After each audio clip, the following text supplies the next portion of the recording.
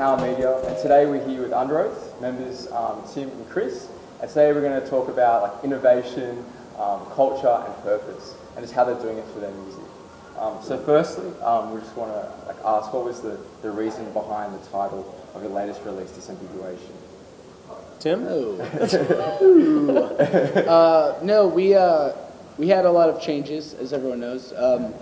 Our old drummer Aaron quit right at the beginning of the writing process, and when he quit, it was a big to-do among people that listened to us. And yeah, it was just a weird, pivotal time where Daniel came in, and we wrote this record that at the end of it we were super proud of, and thought that it represented where we are and where we want to go very distinctly musically. And yeah, we were trying to think of titles, and we came up with this title and that title, and nothing really stuck. And the idea came of just naming the record the O with the slash through it, which is something that we've had for a while. That's just kind of been a staple of our band over the last 5 or 6 years. And we tried to look up the symbol name, and we looked it up online, and I think it was Wikipedia, but it's some website where it had the symbol and then in parentheses disambiguation, and it just kind of had all these weird,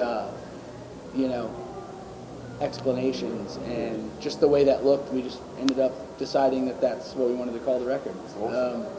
Yeah, the word disambiguation is cool because it talks about kind of taking out any ambiguity, which is cloudiness of what you're talking about, and we kind of felt like that made sense, thinking of people thinking, well, what's Underoath going to be without Aaron and this and that? Yeah. How can they do this or that? And we just kind of felt like it was the perfect statement to be like, we're not necessarily revolving around one specific member, but more of just a bigger purpose and a bigger collective and a bigger creative idea, That's awesome. How would you say, in a band in today's industry, to rely less on image and more on the music itself?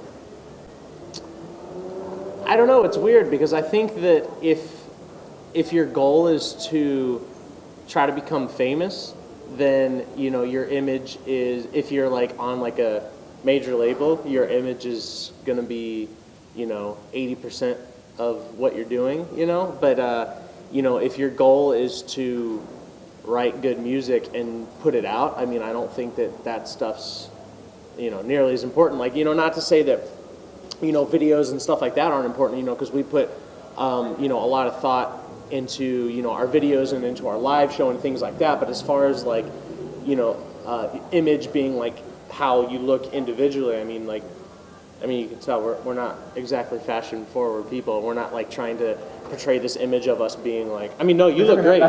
You look great. I'm saying me.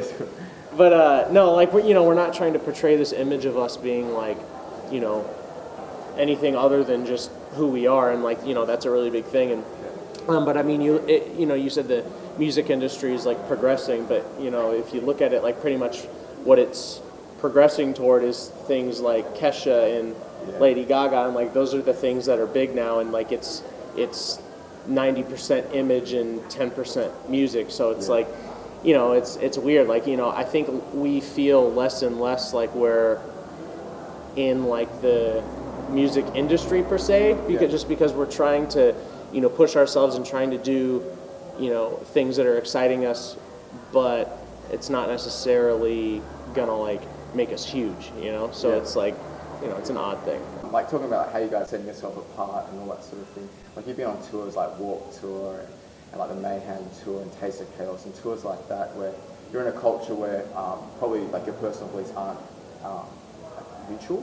And so when you go on these sort of tours and you're in a culture like that, how do you maintain an authentic faith?